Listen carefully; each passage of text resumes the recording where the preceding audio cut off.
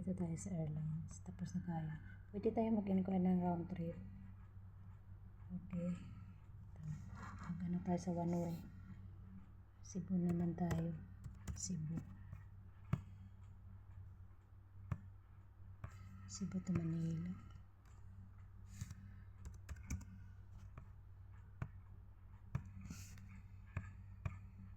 Okay.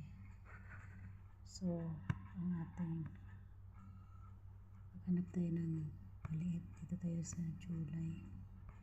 Ang pinakamura dito sa July is dito. Meron dito sa 18. 18. Mag-isa tayo. Solo. Flight. Pwede din dalawa. Magjuwa. Lagay na natin dalawa. Dalawa kayo.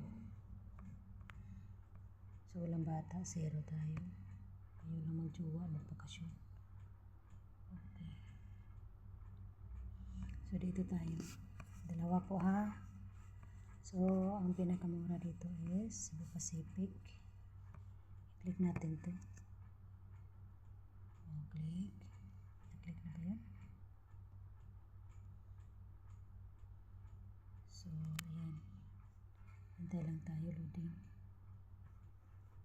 Okay.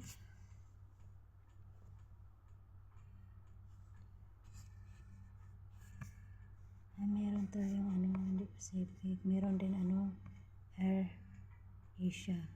I-click natin yung Air Asia. Ayan. Air Asia is mura. So, ang Air Asia is, basahin natin ha. Walang refundable ang Air Asia. So, non-refundable. Class A, Cebu Terminal 1, July 18, 2024. So, non-stop tayo. Diretso-diretso ang flight. To Manila Terminal 2, July 19. Ang darating natin. So, yan. Loading pa. Kano yan ang price? Tayo natin. So, dito, agent po. So, ang agent, sino nag-book, malagay dito. At makikita din sa resibo, sa ticket ninyo. Dito ang pangalan ko.